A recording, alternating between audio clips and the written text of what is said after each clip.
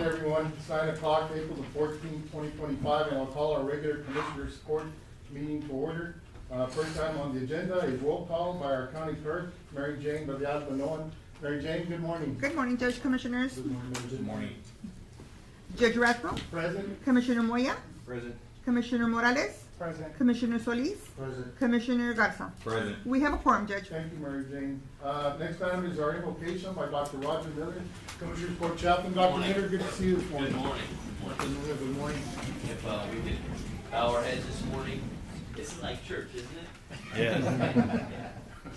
You bow your heads with me if we pray. Our Father, we come here this morning first thanking you for the many blessings we have in our lives because of you. May we never forget your love and your concern for us as we remember to recognize your hand at work in our lives.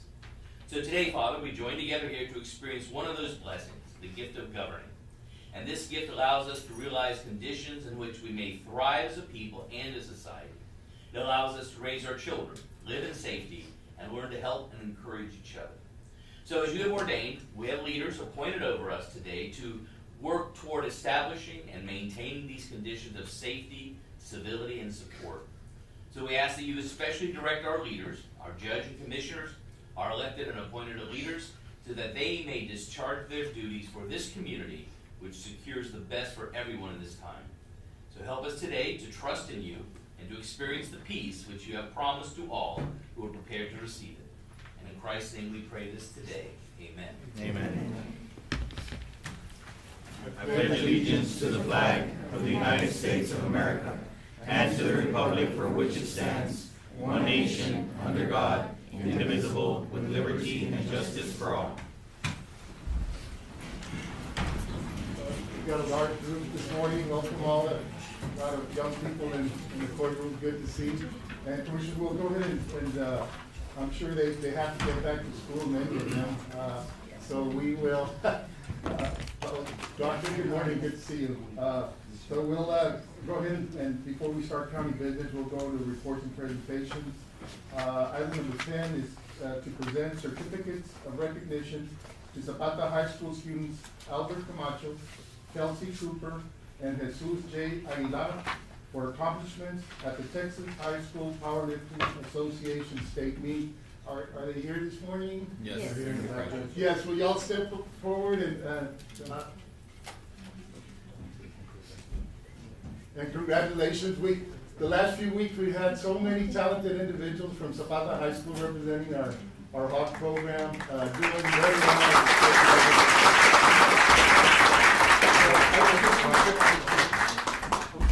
The court would like to congratulate the Zapata HAWK powerlifting program as they competed at the Texas High School Powerlifting State Meet in Abilene, Texas on Friday, March 21st, 25.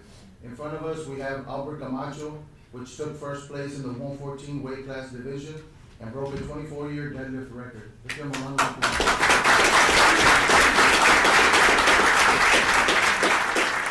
Second, we have Jesus J. Aguilar.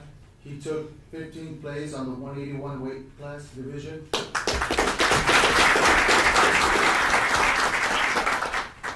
And our third, we have Kelsey Cooper.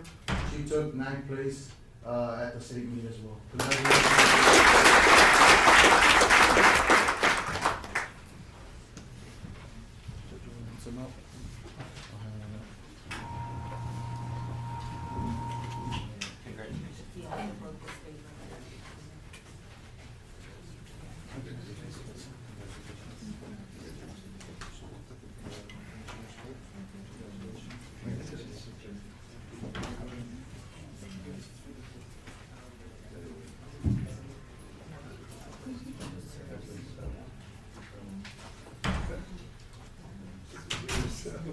Let's give him another hand of applause.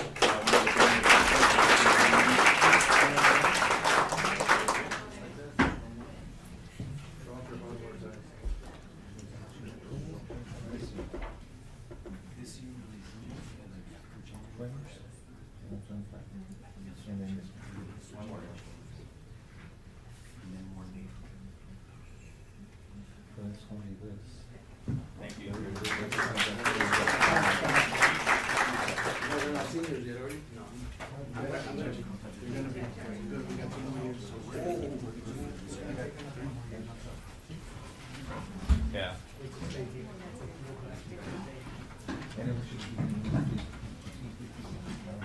Be with us.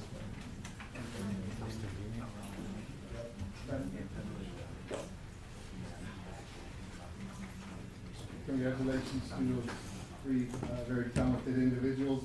We've got some more recognitions. Item number 13 is to recognize local student Crystally Riyadh. Good morning, everyone. We would like to extend our heartfelt congratulations to Crystally Riyadh for her outstanding performance in Mariachi. Her dedication, talent, and hard work have truly excelled, and she has represented our community with great pride. As a sixth grader, she placed third at the Mariachi Extravaganza vocal competition in San Antonio, first place in the local vocal competition in Robstown at the Cotton Picker Mariachi Festival, grand champion at the TAMIU Mariachi vocal competition. Now as a seventh grader, she has placed first at the Mariachi Extravaganza vocal competition in San Antonio, third place in the Vestiva Mariachi competition, first place in the first annual Mariachi Extravaganza in Las Vegas. A special thank you to Zapata County ISD and Zapata County for their unwavering support and making this achievement possible. Your commitment to fostering the arts and creating opportunities for students is greatly appreciated. We are extremely proud of Crystally and all those who played a part in her success. Again, congratulations. At this time, we're going to present her with a certificate of recognition, proudly presented to Crystally. This acknowledgement is in recognition of her outstanding performances in Mariachi and representing Zapata County. Dated today's date. I Okay? just wanted to say a few words. I wanted to personally thank Commissioner Morales, Commissioner Garza, for your contributions to making her trip to Vegas possible. And a really special thanks to Commissioner Maya for not hesitating to lend us the park for her fundraiser. So thank you very much. On behalf of her and her family. Yes.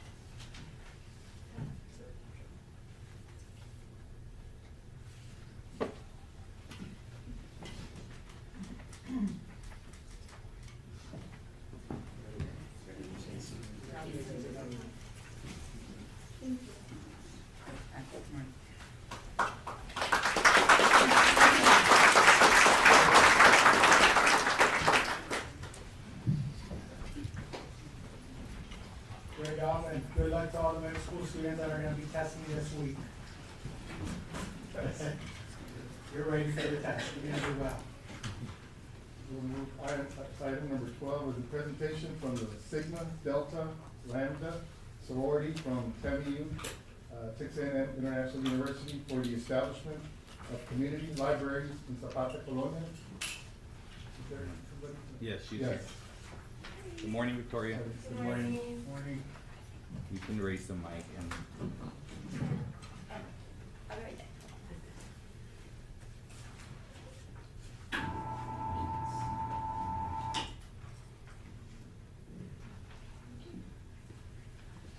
Good morning. Good morning. My name is, well, first off, I would like to thank all of y'all for being here and allowing me to be here. My name is Victoria Lucia, and I'm speaking on behalf of Sigma Delta Lambda sorority and Omega Delta Phi fraternity at Texas A&M International University. Together, our organization shares a deep commitment to serving our community, especially when it comes to uplifting and empowering at-risk youth.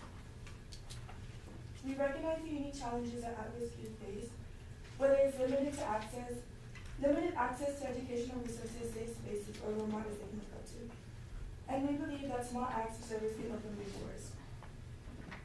That's why this spring, as part of our philanthropy week, we're launching an initiative designed to bring educational access directly to children and families of Zapata. We're proposing to install small community libraries throughout Zapata, inaccessible, welcoming spaces where children can pick up a book, discovering passion, or simply get lost in the joy of reading. During our spring philanthropy week, we were able to receive 50 donated books, along with decorated bookmarks by Tamil students. Nice. Okay.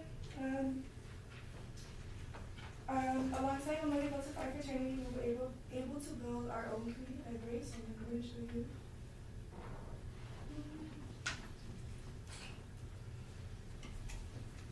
I was going to have a copy, but this is it. Oh, yes, very nice. Very nice.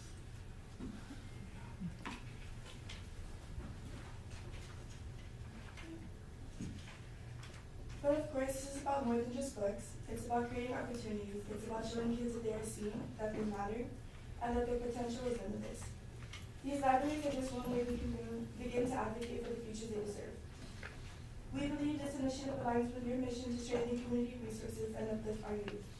With your support and guidance, we know we can take this project from vision to reality, and together create something that truly makes a difference.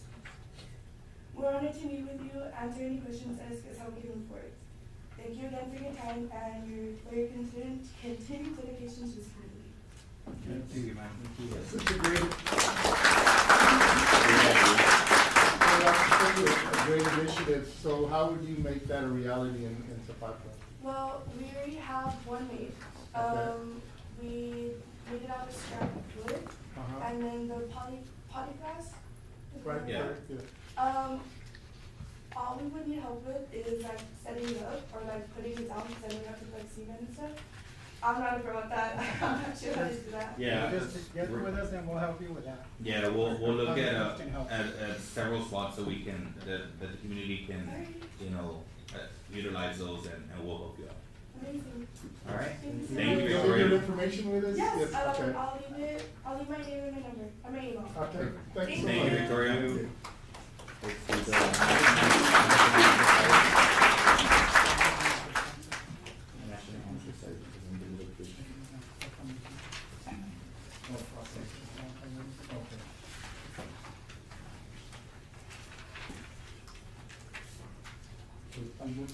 Item number 35, Commissioner, we'll move on to item 35, which is a resolution and proclamation.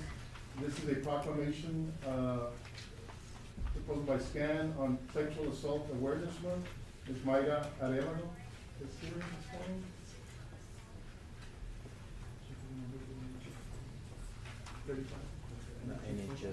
Thank you, President. Oh, okay. First count. Good morning, ma'am. Hello, good morning, Good morning. everyone. My name is Mayra Arevalo. I am the program coordinator for the Sexual Assault Service and Information Program here in Zapata.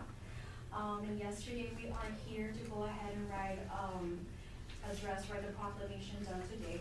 Before that, I do have a little speech for all of y'all and for the community, right? So, Honorable County Judge Commissioners, me, Mayra Arevalo, the program coordinator for the Sexual Assault Services and Information Program in Zapata.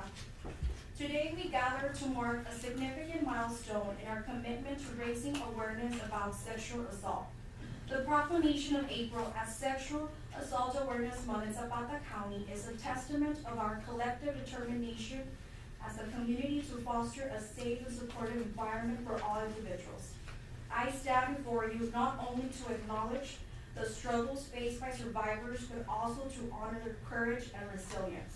Each statistic represents a personal life affected by violence, and it is our duty to transform these numbers into stories of hope and healing. We must remember that sexual assault is not just a personal or private matter. It is a community issue that requires your active involvement in union and commitment to remove barriers that prevent survivors from seeking the help and justice they need and deserve. I would like to thank local agencies and individuals who have collaborated with this program. The Zapata Public Library, the Boys and Girls Club of Zapata, Children Advocacy Center, Dr. Sanchez, Zapata Middle School, and Zapata High School. Your commitment to the community's well-being is invaluable. We also want to acknowledge the Sheriff's Department and especially the County Judge for supporting your efforts to end sexual violence, and look forward to working alongside of all of you. This month and every month, let us commit to educating ourselves and others about consent, respect, and raising awareness of the services and resources available to those in need. Together, we can break the silence and stigma surrounding sexual assault, ensuring that survivors are heard, believed, and supported. I urge each of you to join us in this vital mission as we work towards a future where everyone can live free from the fear of violence. Now, as we're all entering, right, I did pass out an advocate pledge. I would like for all of us to go ahead and grab the advocate pledge now. And if you like, you can go ahead and stand. I would like for all the room to go ahead and take a stand, please. Grab the advocate pledge, and let's go ahead and all read out loud together.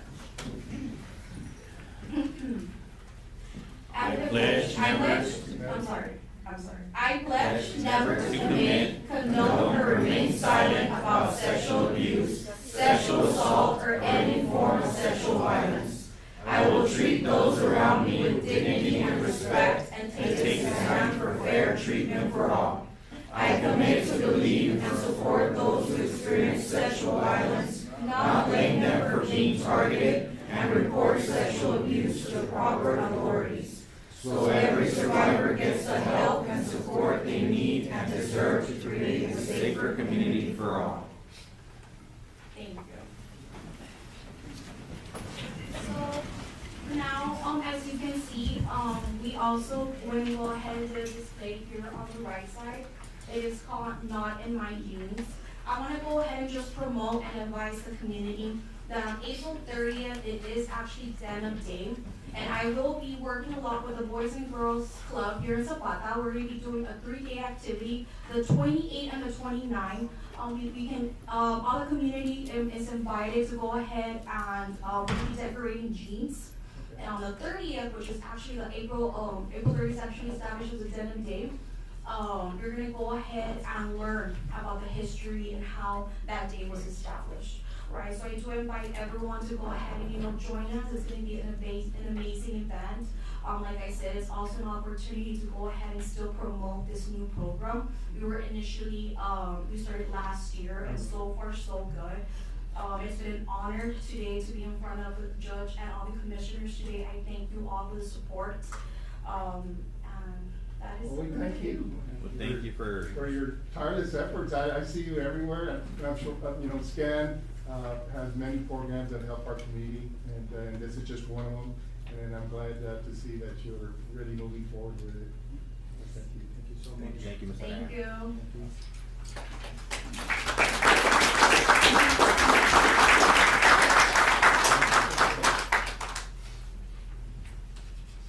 So this large group of young ladies? It's the National Honor Society. Are we gonna present them, or it was together with staff? Together with Stan, right? Yes, okay. Well, thank you all for being here. Thank you. Any other presentations, Commissioners? That's it? Do you want to take a picture? We'd like to, if we can get a picture with a large group, that'd be great. Do you mind? Are you going to go ahead and read out the proclamation? Yes, do you have it in front of me? Here, let me give you this. Okay. This is original. Yes. and then you Well, can we don't present. have it. Well, we can approve the proclamation. Motion to approve. I second that motion, Judge. Yes, let me go ahead and read it. Proclamation, whereas Sexual Assault Awareness and Prevention Month calls attention to the fact that sexual violence is widespread and impacts people of every age, ability, race, sex, gender identity, sexual orientation, national origin, socioeconomic background, and religion suffer the pain and trauma of the abuse of power that is sexual assault. And whereas 1/3 of adult Texans experience some form of sexual assault in their lifetime, and less than 10% report to law enforcement, and whereas the effects of sexual assault can go far beyond the physical, the emotional pain survivors endure can take years to heal, taking a toll on all of us, spurring fear, anger, and a sense of vulnerability. And whereas to end sexual assault, members of communities across the state of Texas must unite to shift the attitudes, behaviors, and beliefs that contribute to a society that allows sexual assault to go unnoticed and unpunished. And whereas to alleviate the fear and shame that prevents those who have experienced sexual assault from coming forward and seeking justice starts with believing and supporting them, not blaming them for the crime committed against them. And whereas the month of April is an opportunity to renew our commitment to take a stand against the quiet tolerance of sexual violence. For this period, SCAN's Sexual Assault Services and Information, SASE, program intensifies its outreach and educational efforts to ensure that citizens of Zapata County have access to the services and resources available to survivors. And whereas the scars of child sexual abuse, incest, sexual assault, and rape limit our potential to thrive. Thus, together, united in this effort, we must take action against this injustice. Now therefore, I, Joe Raffnell, by virtue of the authority vested in me by the state of Texas as Zapata County Judge, and on behalf of the Zapata County Commissioners Court, I hereby proclaim the month of April 2025 as Sexual Assault Awareness and Prevention Month in Zapata County. And Commissioners, so will all sign. Motion to approve. Judge, I'll second the motion to approve the proclamation as presented. Motion by Commissioner Morales, second by Commissioner Solis to approve the proclamation. All those in favor say aye. Aye. Motion carries. We'll go ahead and sign the proclamation, then we can take a picture. And Mary Jane will get the proclamation to you, correct? I'll take it. We'll go this way, Commissioner. Okay. Bring it back.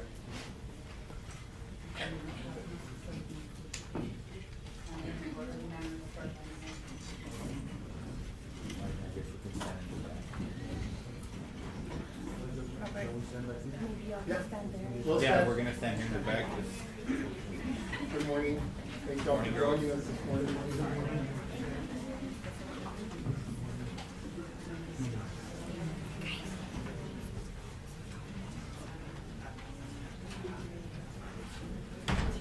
Pablo. Morning, Jam.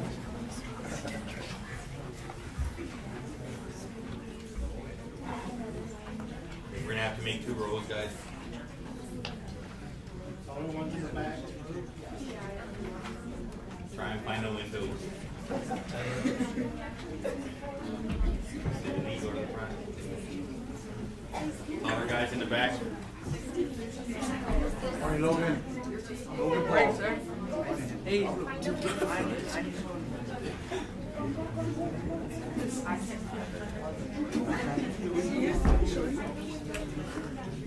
Raji, good morning.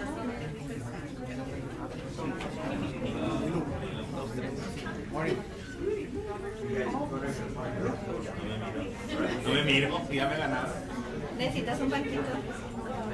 Yo lo uso.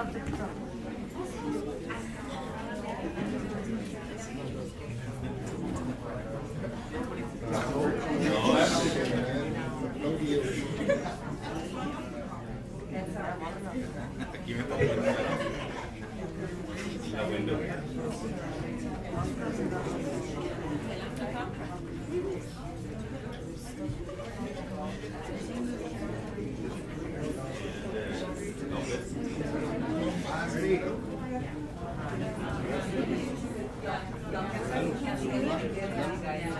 So we need to kind of mix maybe all kinds of it.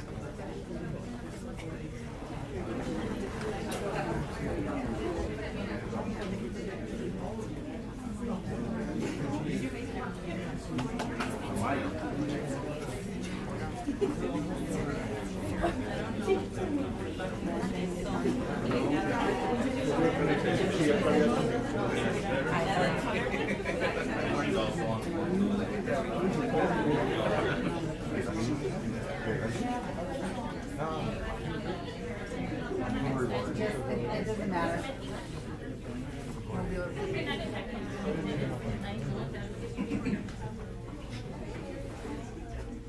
It's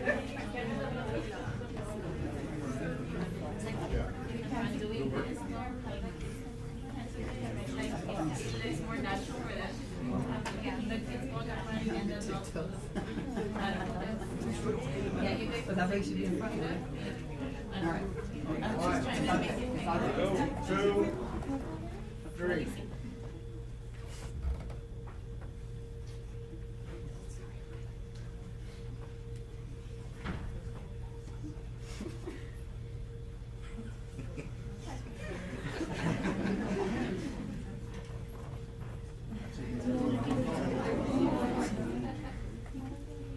More.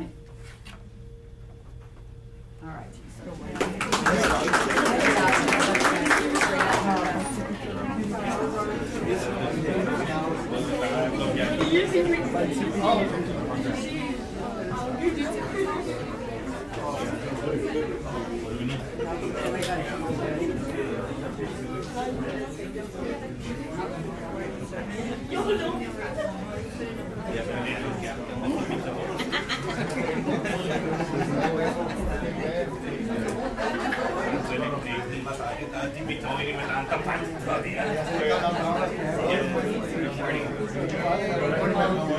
I recognize you today, Dr. Sanchez. Sorry, all the young folks. Sí, necesitamos que estuvo de atrás. Y yo me río. Como si estuviera muy alto. Como si estuviera muy alto.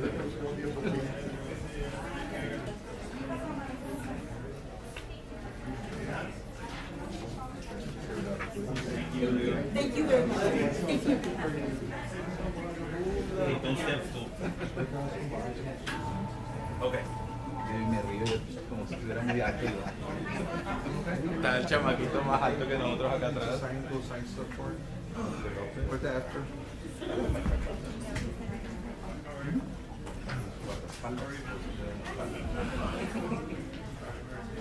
Judge, I need the paperwork, like the proclamation.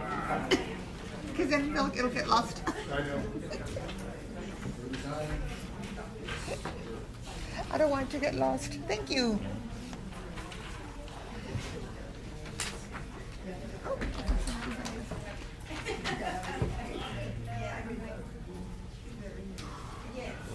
Well, that was a really nice presentation. Yes, it was. I can tell everyone that we're gonna, Zapata has a bright future with all these young Yes, folks. with all the young kids. Yes.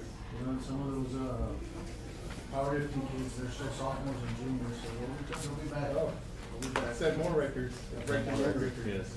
Incredible. He's actually a sophomore, so he's got 2 more years. We're gonna stay on the reports and presentations, Commissioners. I know the next group is fresh first time, I think. So we'll, item number 11 is a presentation by Lone Star Strategy Group LLC. Ms. Yvette Utley. Good morning. Good morning. I think I got this now. I've seen it done a few times. Put this here. Good morning, Commissioners, Judge. Good to see you all this morning. And Yes. yes, Judge Martinez asked me to present on a grant, and I said, okay, well, you're gonna have to put me at the end, and I'll ask Judge Rathbone to put me at the Yes, beginning, and well. we'll hit it. We got it. So I think Roxy made a copy of our presentation. We're gonna try to put it up on the screen, but you know, we're pressed on time, so. So my name is Yvette Utley. I'm president of Lone Star Strategy Group. I live in the Alice area. I have my team here, Samson and Jan, and we have one more, Ramon, that lives up in Presidio County, so we're kind of all over the place. We started Lone Star Strategy Group back in February of 2018, so time has definitely flown. We help rural areas. I am rural. My father was a county commissioner for 24 years. My husband's a county judge in Jim Wells, so this is kind of what I eat, sleep, and this is what I do, what I love, right? And I think it's very important that we have representation fighting for our dollars. It seems that they are all going to the big cities and we get left behind. And if you have no one fighting for you or trying to bring those dollars to your county, you get left behind because it's there. I mean, we pay tax dollars for it. Somebody's gonna get a piece of it. So it has been my mission the last 6.5, almost 7 years to fight for these dollars. And I think that we've done a pretty good job. We help different counties in South Texas, West Texas, North Texas. We help school districts, rural, of course, cities, and nonprofits, and also work with the public sector. And with that, those partnerships really help, because sometimes I'm working with counties. We need some match money. We reach out to this industry, and we hope that we can partner up with the county. They can invest in your county and help with those match funds when y'all are short in a project. Moving on, let's see. So I've introduced our team, and along with the team, there's partnerships. I have partnerships with different companies, whether it's IT, professional services like engineering, architecture. And what's very important with that, those relationships, is that the larger cities, counties, they have those people on staff. They have an engineer, they have an architect. Well, our little rural counties can't afford to do that. So everything has to be done, your pre-engineering studies, everything for my grant application, I need those professional services. And instead of coming to you all and saying, okay, I need $20,000 to get this grant application done, I've partnered with different companies that are willing to do that at no cost and pro bono, in hopes that maybe if they put in an RFQ, they may get selected, but if not, they understand that they're doing this at no cost and putting their names out there. So it's a win-win for us. We have IT specialists, we have cybersecurity specialists. So in any realm or application that we apply for, we look for those professionals that can help us make that application the best it can be with their professionalism. Because I'll tell you, I don't know anything about cybersecurity other than my passwords, right? And I don't think any of us do, but we do need to find those professionals that will help us secure that application and make sure we've got the right verbiage and the right ask and amount as well for the budget. We'll go on to project development. This is really big. The judge is usually tasked with this, and I know with my husband, he's got so many things to do. He's pulled in every direction. At the end of the day, that's the last thing that he wants to work on and doesn't have the time to work on it. So what we come in and do is we come to your site, we work with your engineers, we work with the architects, we make sure everything's running smoothly, we make sure there's a timeline, and that timeline is identified at the very beginning of this project, and that everyone stays on task. We need to get this done. We have usually a 3-year, 2-year time frame to get that done, the period of funding. And so we want to make sure that you all are taken care of when you get that grant, and closeout is done on time. And then of course grant writing, that's pretty much our specialty. Where we're different than the larger firms, we come in and we set a fee, a retainer fee for a year. We give a 30-day out, but we apply for any and every grant. If you find a grant from USDA that has no admin fee, you're most likely not going to find a firm that's going to say, yeah, we'll write the grant for you, and you know, you want to give us a little bit here and there. They're going to look for $100,000 plus admin fee, or they're not going to touch that grant. We touch any grant, whether there's a 0 admin fee or not. We're going to work it. So we have applied for through every agency there is, federal, state, even there's a lot of foundations that are out there. When we come in, we'll sit with each commissioner, we sit with the judge, and we get your priority list, your goal list. And each precinct is different. Of course, everybody's going to tell me, yeah, I need my roads fixed, right? So, of course, that's the number one. But there are other priorities: parks, infrastructure, drainage. You have colonias. We come in and determine what each precinct needs and what the judge is looking for as a whole, really, right? In capital investment or just big infrastructure projects. And once we get that, I get my team to start looking, and we start basing on what your needs are. We come up with that list, and we come before you, and we'll talk to you one-on-one, like, hey, this is what's out there, what do you think? If y'all agree, we bring it to Commissioner's Court. We apply for nothing without approval from Commissioner's Court. That even goes with the admin fee. If we're gonna charge a percentage in there, we're gonna write it in there, we're gonna let you know, we'll bring a resolution when we come to get approval, so that everybody knows up front what it's gonna take, what it's gonna take for match, and there's no surprises at the end of the day if we do get awarded. The last thing we want to do is get awarded. We have to turn it down because you don't have the match, and then that's gonna, you know, limit your chances for further funding in the future. What is that annual fee? The annual fee, it's $4,000 a month. 4,000 a month. Yes. Along with all of these grants as well, we do take care of law enforcement grants. I have visited with your sheriff department as well, letting them know that our services would also include whatever their needs are. We work with the Office of the Governor. We work with your local COG. We've applied for many grants as far as ballistic shields, the body-worn cameras, handheld radios, everything and anything. Your EMC may need also equipment that we can apply for through the COG. All of that falls under that one fee. So it's 48 a year, and is this a yearly contract? It is, but I also give my counties a 30-day out. If you say, you know, hey, we've got this, you know, big expense coming up, or we feel like y'all are not doing, you know, what we need y'all to do, we're gonna give you a 30-day notice, and we're gonna part ways, and thank you, but no thank you, right? But I know I have to be a return on investment. You all are stewards of the taxpayers' money. It's up to you to make sure that I am doing what I need to do, and I know what I need to do. This is my bread and butter. This is my company. I have 2 kids in college, so I work hard. We work hard. My reputation follows me. I'm pretty much at every conference. I'm very involved, engaged at the Capitol, federal level. I'm everywhere, so I have to be, you know, at the top of my game. If not, it's going to follow me. That reputation will follow me, and there goes my company.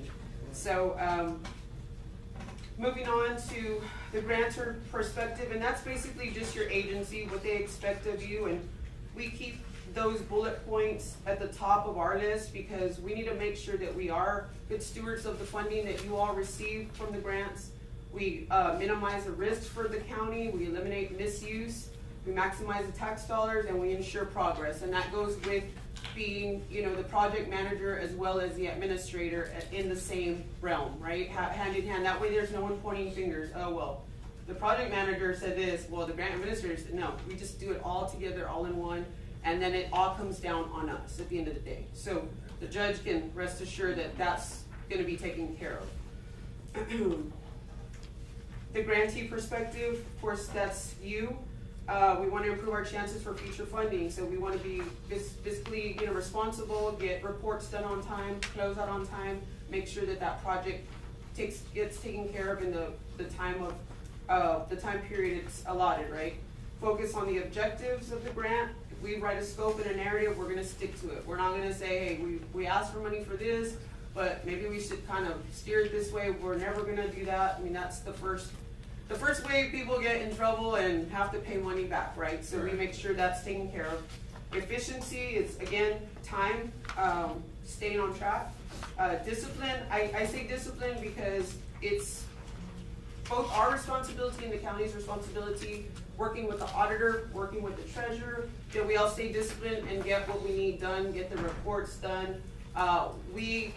My team has very good relationships with all of our auditors. We know at the end of the day, we need someone internally, and that's Mr. Gonzalez here, right?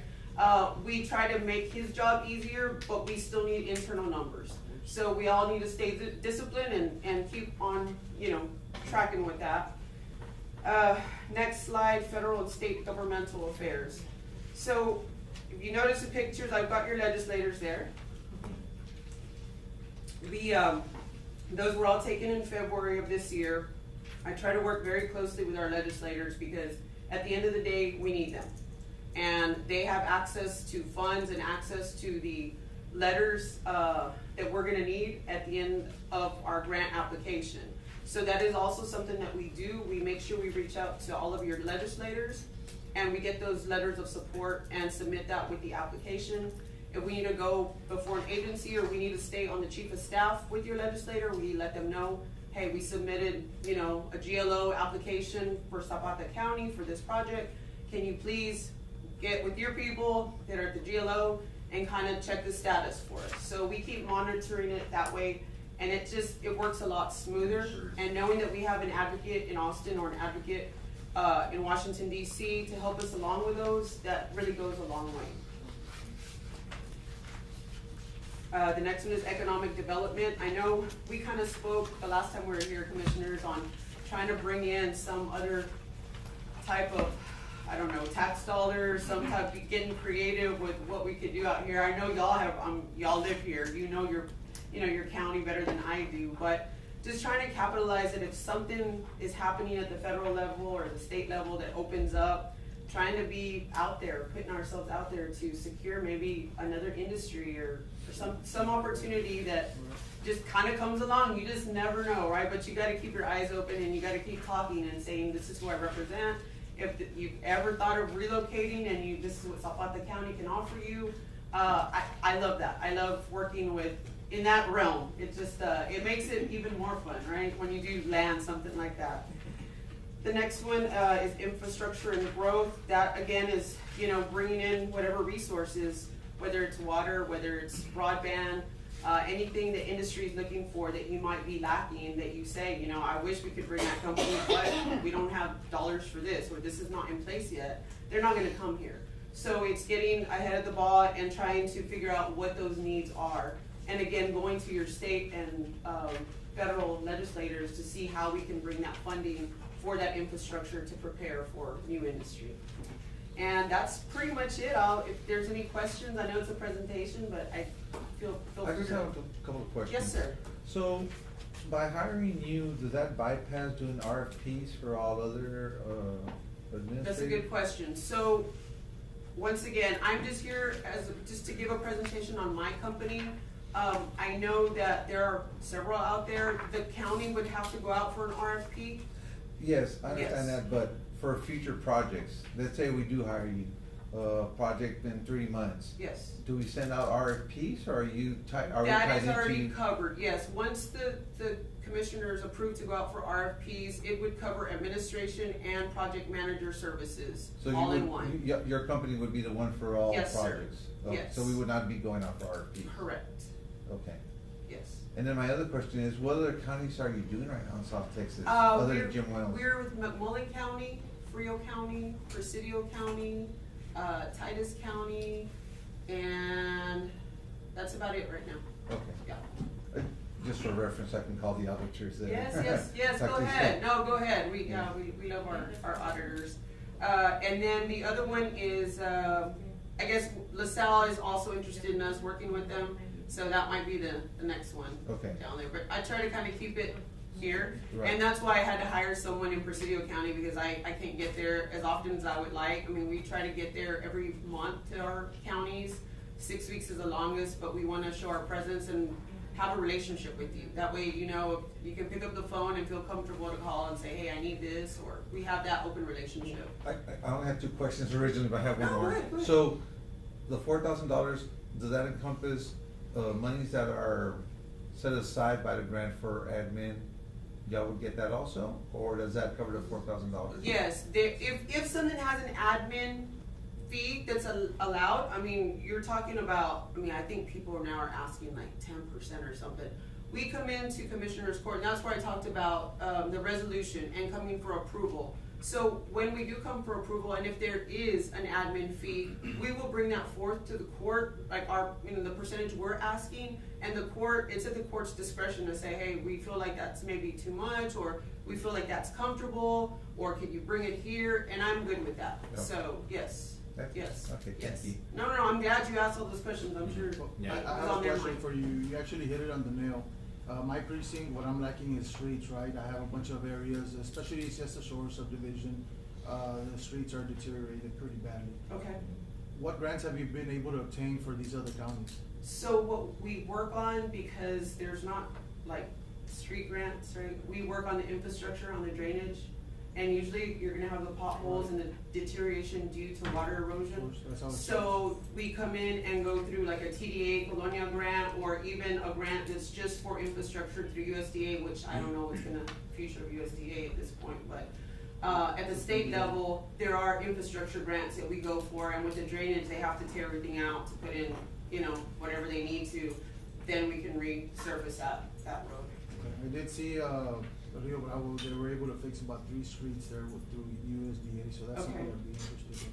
Yes, so, in our district, and I don't know, do y'all deal with Roel Gomez? Yes, we do. So I don't know if y'all have heard, but I think he went from like 13 in his staff to 2. Yeah, he reached out to me last Yeah, week. and, they're closing the DC office, Right. and I think that they're just trying to cut rural funding. So I don't know what the future is. I know that Congressman Cuellar and Congressman Tony Gonzalez, were gonna, try to get together and do the best they could to fight for it, but right now it's kind of uncertain. So we may have to look more at state resources, even through TxDOT, than USDA until we find out what happens to them. And I'm being honest because. Right. That was my next question, because I also reached out to Mr. Gomez and he informed me of that situation. Yeah, so. And you mentioned that you've already looked into the Safer Streets, Yes, grant.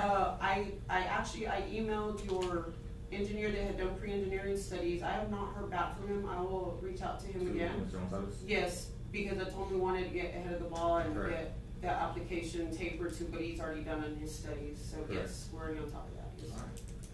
So one of the, and you spelled it out about rural counties are limited staff or deficiencies in reporting. All of that has really affected our grants that we currently have. That engagement with us, would you be able to help the staffs in those reporting requirements? Yes, yeah. But if they already have an administrator on board, we have an administrator on board for most of the grants. Okay. But usually the departments that are operating under these grants are late in reporting, and that has gotten us in trouble in the past. So, and they may need help in catching up, and that's what I'm getting at. So how can we catch up if we already have a grant So administrator? I think what we would do is, cause I usually don't go backwards because then kind of the liability could fall on me or my Right. firm. And by the way, I do carry a policy, for errors and omissions as well. But if there's let's say there's 3 grants that you feel like, okay, they've been left behind and the administrator hasn't done their fair share of it, we can put those down if we were to go forward on a contract and specify this is where it's at, this is where Lone Star came in, and this is what we need help with, we can help catch you up and then they can take over again. Is that? So, yeah, but that would take, the court would have to take action with the current administrators, so. Yeah. So maybe for future grants, then this Yes. one, you would be more interested in. Yes, but we can assist. I mean, while we're looking for grants and writing grants, I mean, we can help whoever's kind of lagged and help them catch up. Yeah, help them catch up. We don't have a problem with that. It's kind of like the Safer Streets, we brought it to the court, I brought it to the court, 2 times already. We dropped the ball somewhere along the line. So this is our 3rd time, we're gonna, have it on today's agenda. So we need somebody to be, today, to be on top of it and stuff. And we'll have to go for our. Right, of course. Right, Go through the and process. so going through the RFP process for grant, administration and project manager, that Safer would fall under that umbrella as well. The good thing is that y'all already have some pre-engineering work done by a local engineers from what I was told, local firm. They're the ones I reached out to and asked if they could please, show me anything they had, so if we do move forward on, contract, I have that information, and because those are tedious, applications, they do take a while. So just to make sure that everything is done properly. Thank you so much. Any other questions? No, we're good. We're looking forward. Thank you to so much, supposed to be and looking Mr. good. Gonzalez, thank you for all the questions, I'm glad, it helps. My number and my email are on that PowerPoint. Thank you for taking time to come down. No, I know thank you for having us. Yes. Please feel free to text me, call me if you have any questions, We think about it will. later. Yes. Well, thank you for your Yes, time. very good seeing y'all. Safe Y'all travel take back. care. Have a happy Easter. Likewise. Safe travels. Thank Thank you guys.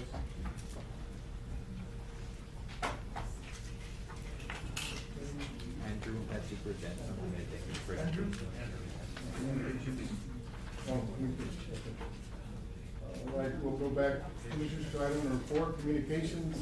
Lieutenant, did you have something, Lieutenant Three, from the Sheriff's Office? Morning.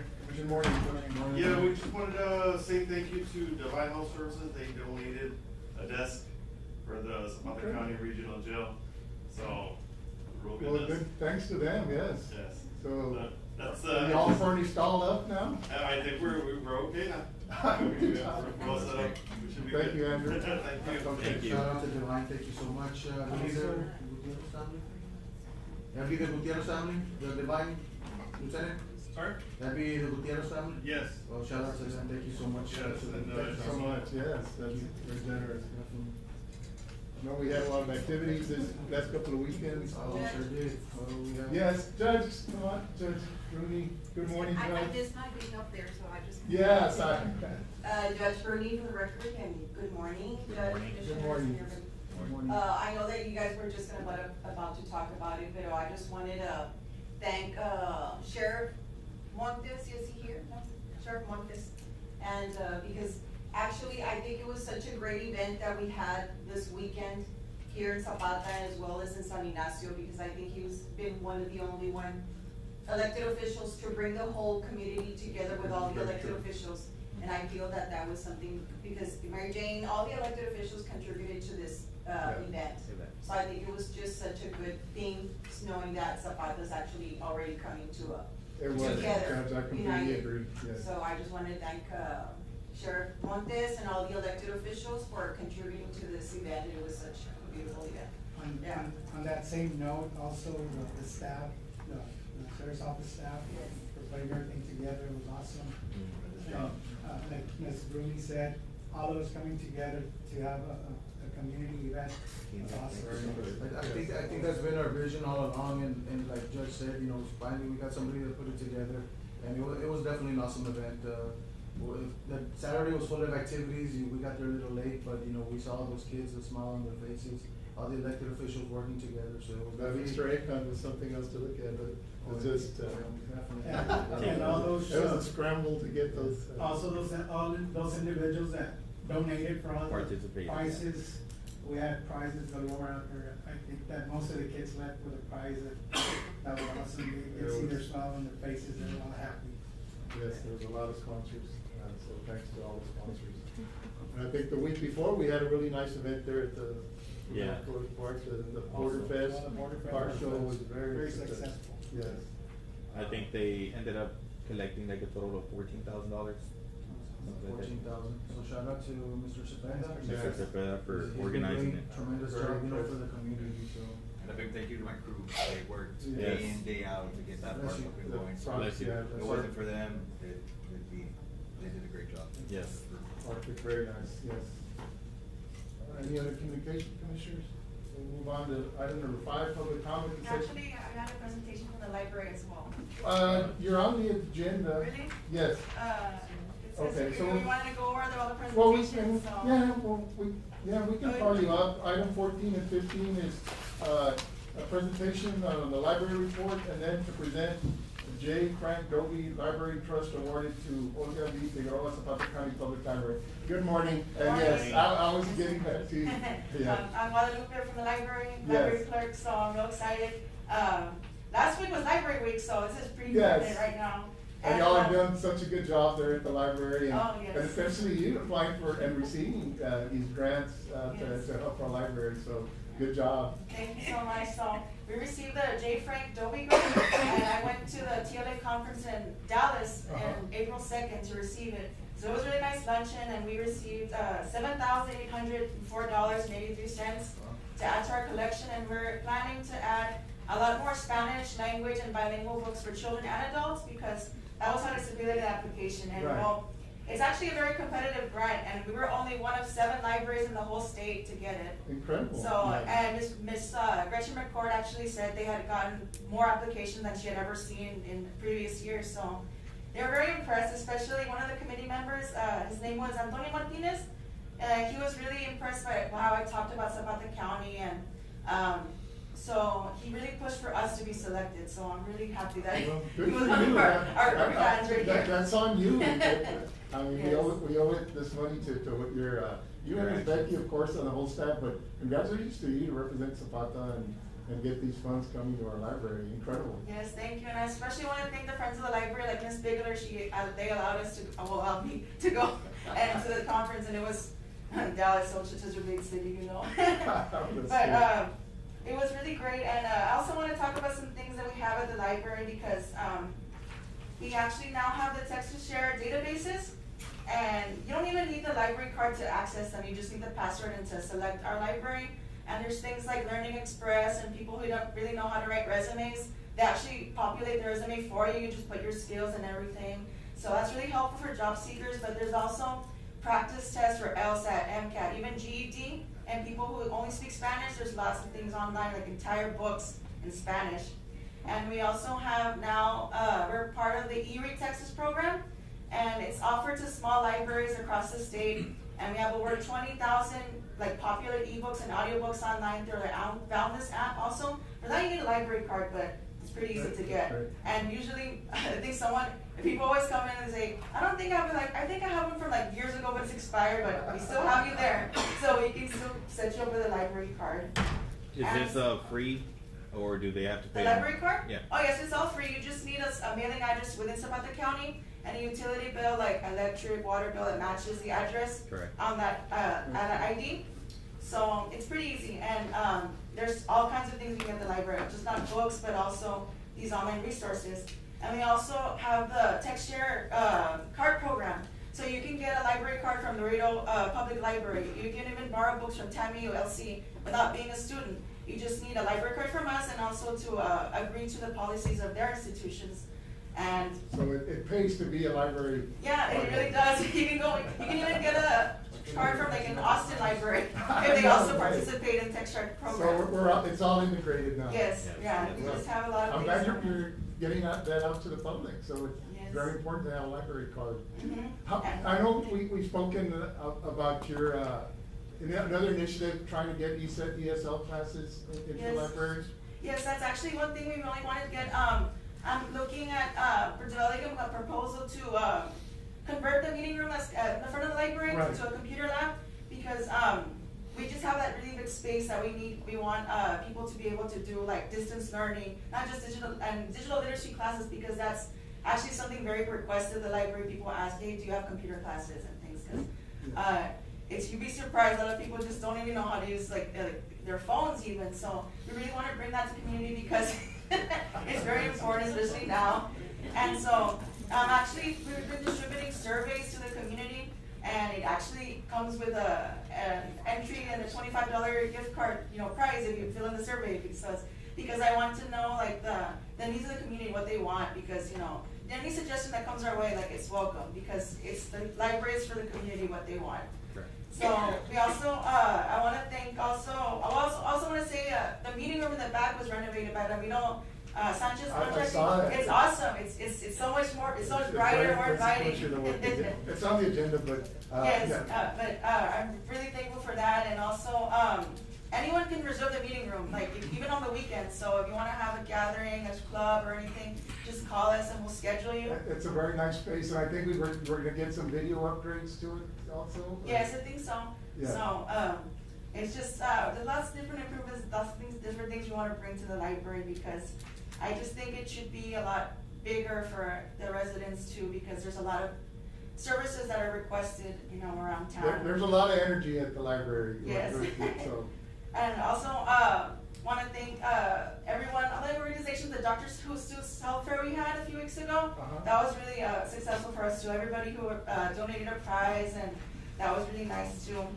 And so these monies do we have for specific purpose? The grant award? Yes. It's specifically for collections. We just have a lot of, especially our children's books, are very just torn and worn. Right. And I think bringing bicultural, bilingualism, especially to the county, to the children, and even adults are really interested in learning English, the ESL. Right. And we don't have so many Spanish language books that's in what general. you're gonna concentrate So we on. want to just bridge that gap, to bring literacy more into the forefront of the county, the community. And Commissioners, and I think these funds were deposited in the Friends of the Library account. And they need to be spent within a year, Okay. So it's just going to be So just for they books. have an account that's governed by the board or supervised by the board. Yes.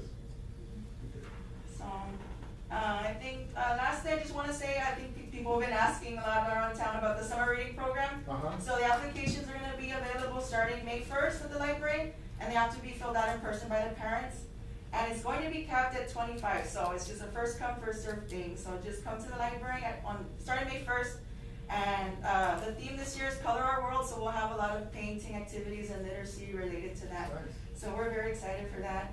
And then, but I also want to thank, we've been getting a lot of donations because I've been talking about how we have limited collections and stuff. Right. A lot of patrons have been donating books to us, and that's why the past year we've added a lot of new books, largely because of people who come to the library and say, hey, are you accepting donations? Like, yes, okay. And we add them to our collection too. And we got a really big donation from someone, he used to teach, I think a few years in Zapata Count in ZCISD, Jorge Gracia. Mm-hmm. And he went on to Stanford and also to study abroad in Spain. And he donated his partner came all the way to San Antonio, like he called us, hey, are you accepting donations? And he came all the way to San Antonio to donate his entire library posthumously. And we have like a bunch of dictionaries, like very valuable dictionaries that he brought to us in Spanish, Italian, even the indigenous language, and just classic books, like an entire classic library, and that was very appreciated. Yes, that is. We're gonna need more shelving. Yes, we need a lot more shelves for that. So he is from here originally? Yes, he went to school in San Ignacio, and then he was a teacher 2 years at CCISD, and then he went to a master's in Stanford, and then went on to study in Spain, but this community was so special to him, he just decided, his partner said, I want my books to be donated to Zapata County Public Library, so we got all his books. Maybe next time we can thank him as a court with a proclamation to thank him for what he did. Well, that's very nice. That's what I have, That's a great report. So I know you're always looking for other funding opportunities and. Yeah, there's quite a few, it's a lot, but. Well, Good job. Thank you for the hard work that you guys have been doing. It sounds like y'all are busy, but it's paying off, so thank you so much. Yes, thank you so much. Thank you so much.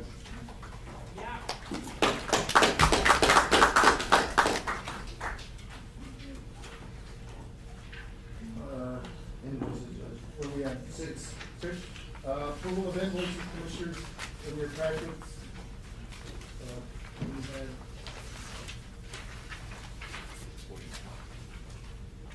invoices from March 21st, 2025 through April the 10th, 2025 for a total of $429,648.67. Motion to approve is presented. Seconded. Motion to approve as presented by Commissioner Solis, seconded by Commissioner Garza. Any discussion? All those in favor say aye. Aye. Motion carries. Item number 7 is approval of treasurer's report for the month of March, as presented by our county treasurer. Our fiduciary investment pools, total amount, CD total is $12,076,483.64. Interest for the month was $38,686.47. And for the year, to date, interest is $390,028.51. Going on to page 2, the fiduciary demand account. We have a beginning balance of $2,222,116.93. We had revenue and deposits of $4,230,629.52. Expenses of $4,538,430.59 for an ending balance of $1,914,315.86. And a lot of this is cash account, yeah. The operating account, I think does it include our INS, the big amount of expenses? Yes. I think it's included there, right? Moving on to page 3, continuing with demand accounts. We had a beginning balance of $2,279,890.71. And we had revenue deposits of $907,735.66. Expenses of $1,081,120.25 for an ending balance of $2,106,506.12. And this includes all the forfeiture accounts, of course, the tax collector, which is half of it, which she again distributes on a monthly basis. That accounts for $997,000. So that money will be distributed to both the school district and the county. Moving on to page 4, our electricity usage for the month of April was $67,688.83. Our water usage for the month of March was $7,165.68. Moving on to page 5 is our royalty from our gas wells around the town side for the month of March, went up a little bit to $5,865.97. Moving on to our rent from our facilities, Sunny Knox Civic Center didn't bring anything in for the month of March. For the month of March, the pavilion brought in $1,600, and for the month of March, the Zapata Center brought in $1,100 in rental fees. Moving on to page 7, these are County Clerk, District Clerk, Fund 10. For the month of March, the revenue was $5,660.75. For the District Clerk, Fund 10 was $2,326. And our sales tax for the month of March was $392,213.64. That was a busy month in economic activity. That's good to see. 392,000. So we're halfway into our budget year. We're at 65% of what we budgeted on our sales tax, which is very good. We're like 15% over. Yeah, it's good. Moving on to page 8, our landfill for the month of March brought in $18,685. Our regional jail brought $170,773.75.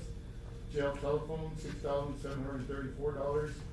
Jail bonds fees, $375, and our jail office fees, $5,148. And our EMS for the month of March brought in $52,002.26. And also, our EMS is way above the 50% mark as far as revenues for the year. They're at 72.57% of collections, which y'all are doing a great job. I know y'all have been very busy. Yeah. I saw an ambulance, one of our newer ambulances had some issues with an AC. I saw it at the repair shop. Oh, yes, Judge, that was due to not the manufacturer, the outfitter, Trinity Apparatus. They installed the siren with a self-tapping screw. So that screw at the end was rubbing on the condenser for the AC. Oh, so it's a minor, you're trying to wait? It's a minor fix, Judge. Okay. It's a minor, one of our Dodges did throw out the transmission. Well, that was a major repair, but we were 2 months shy of powertrain warranty to expire. So that's covered. We got it covered. It's already back. We got it in last week, but it was under the warranty. Oh, good. That was good. But that just goes to show that's one of our newer units as well. And do they have extended warranty? You might want to purchase the extended warranty on. We can certainly look into it, and I can bring it to the court to see how much that would cost. But because that's fairly a 2-year-old unit, and transmission already went out because they're back and forth. Yeah, well, we're always kind of a year ordering one a year. Yeah, we're gonna put one for the budget hearing for this upcoming budget for hopefully for a remodel. Yeah. Okay. Very well. Last page, Commissioners, is our monthly revenues for the water plant, and a total revenue of $486,516.55. Oh, and the JPs. JP Precinct 1 for the month of March brought in $12,484. JP Precinct 2 for the month of March brought in $16,641.15. JP Precinct 3 for the month of March brought in $4,782.68. And JP Precinct 4 for the month of March brought in $4,186.74. So, 1 and 2, Judge, yes, Judge, you're always busy in that office. Yes. Motion to approve the treasury report presented by Commissioner Solis, seconded by Commissioner Garza. Any discussion? All those in favor say aye. Aye. Motion carries. Item number 8 is approval of checks issued, and we had checks from March 21st, 2025 through 4/10/2025 for $429,648.07. Motion to approve is presented. Motion to approve is presented by Commissioner Solis, I'll second. seconded by Commissioner Garza. All those in favor say aye. Aye. Motion carries. We'll move on to item number 9, is the tax assessor collector's report. Morning, Ms. Delia. Good morning. Good morning. That was such a great presentation, yes. We had a great time at the event. They were really nice at the Easter.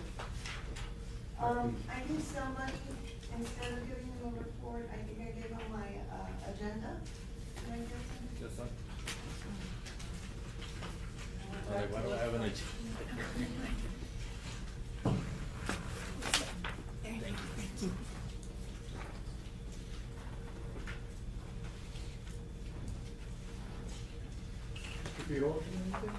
No, he was out. Craig Baker let him know that he'll be available by then. Okay, good morning, Judge Commissioners, it's been a good morning so far. Mhm. On my collection report for the month of March, total collection for the general fund was $279,640.69. We had, refunds of $4,877.69. Interest and sinking, we had a total of $118,064.73, with refunds of $854.36. Farm to market, $106.10, refunds of $277. Special road and bridge, we had a collection of $39,741.99, with $673.21 in refunds. Total collection of taxes was $446,394.69.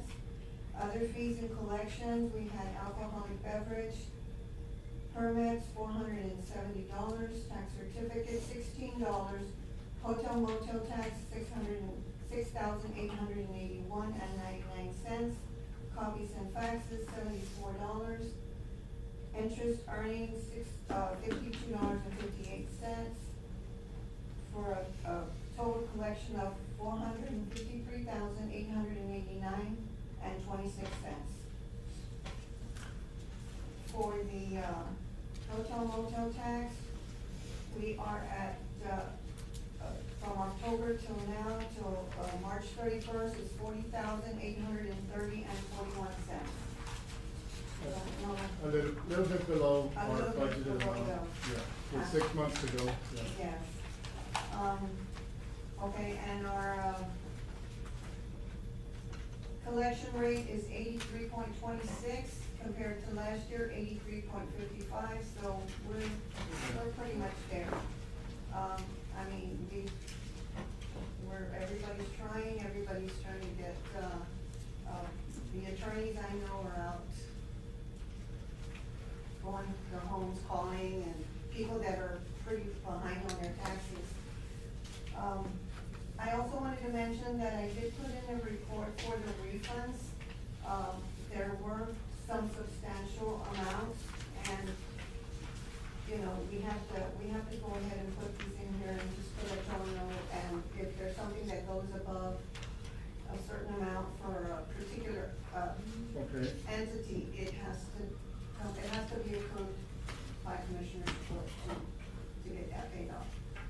But I mean, there are errors or there are adjustments that the appraisal district. So would this be an action item, or? It would be, I just put them in here.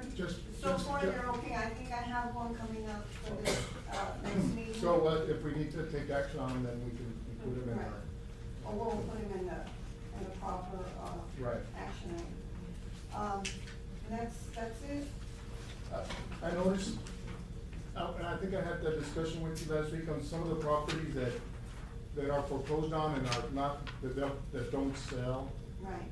Is it the county's and the school district's responsibility, or the taxing entity's responsibility to keep them clean now? No, well, I did speak to Jimmy Gonzalez, the attorney for Low Harbor. I didn't. And And they, and he said that you can do it. It can be done by the county, and then they'll add it to the fees. So the county will get the money, you know, When will it's get a sold. reimbursement, yes, when it's sold. So, Of course, the properties, Commissioner, that are completely abandoned, that they were put up for auction and there were no bidders because of the condition Of the property. of the property, yeah. there was gonna be more money put into, demolishing the properties, the So homes. some of those properties, I think it's on us and mainly us in the school district. I know there may be other entities depending on On the location. on the location, but I think we need to maybe contact the school district and maybe share in the cost of the demolition Right. initially. Right, because I mean, it's for both Yeah.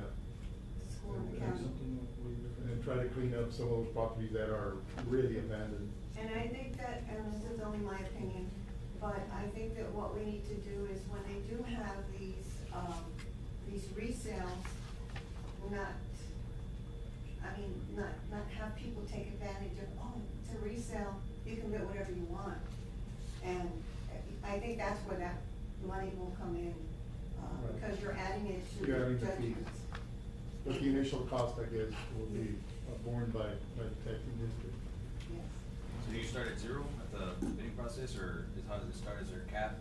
Because if we put all this money into it and they get it for $100, well, the county's losing there. Exactly. No point in No, that. this is gonna be added to the, it'll be above that. Okay. You know, like, a lot of times it'll ask for payment of taxes, cause it was, Yeah, they have to pay for the taxes. I think the minimum. So you bid- add it to that, so it'll be Yeah, up should to- be for at least for the taxes that and are then owed. it'll be just an adjustment or a judgment, an additional judgment entered into.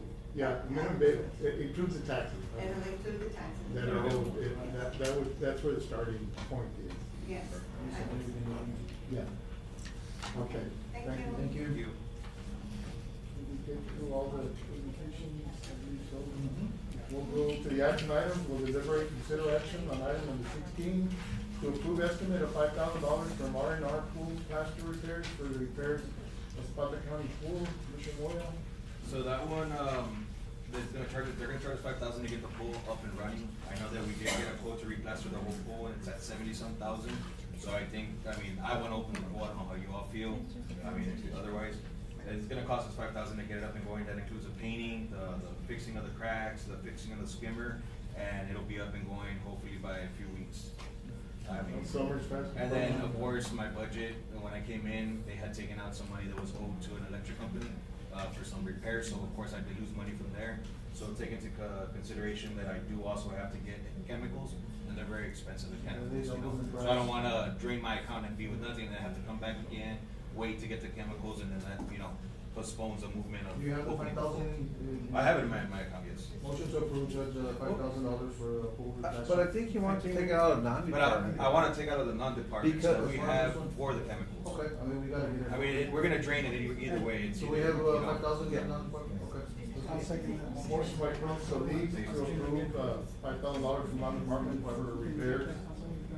And seconded Yeah, by he's Commissioner very, Morales. very, workable, and he does it quick. All those in favor say aye. Aye. Motion carries. Okay. Item number 17 is to approve the use of $80,000 from the certificates of obligation to purchase equipment. Commissioner Moore? I'm gonna table that item, Commissioner, Judge. Motion to table, is there a second? The reason, and also just so the community knows, that money that I'm asking for is from the certificate of obligation, has nothing to do with the funds. The money's there sitting, so hopefully we can get that money released so we can buy equipment. I'm having to drive our equipment to Falcon, Peña to get work done. It takes forever to drive on a maintainer over there. I mean, we do need to purchase equipment. So just so the community knows, it's not coming out of the fund, it's from the certificate of obligation. The motion to table, is there a second? Second. All those in favor say aye. Aye. Motion carries. Item number 18, to approve the solicitation of administrative and engineering services for an application to the US DOT fiscal year 25 Safe Streets and Roads for All grant program. Commissioner Solis, you mentioned this. Yes, hopefully, third time's a charm, but we definitely do need it, I know myself, and, Commissioner Garza, we definitely need it.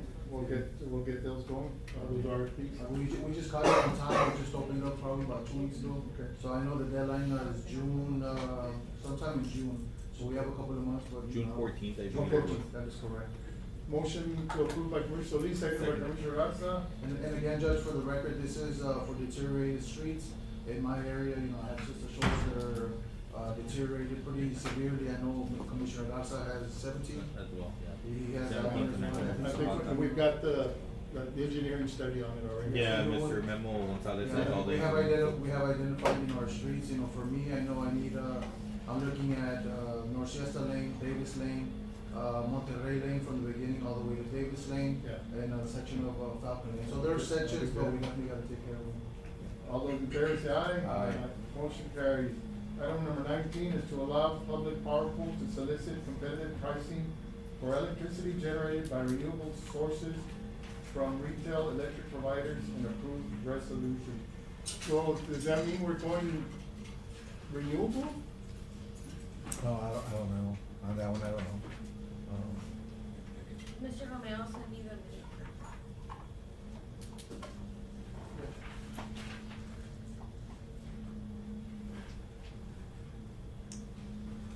The same rate or is it going down? I can go ask him. You wanna go to the next item and I'll go ask him, Judge? Good. So it says whereas P3 has identified an opportunity for interested members to procure electricity generated by renewable sources at or below an additional 10% premium. So it's a little bit more expensive than what we're paying. At least 10% more expensive. If we wanna go green, I think, we'll just, probably stay where we're at.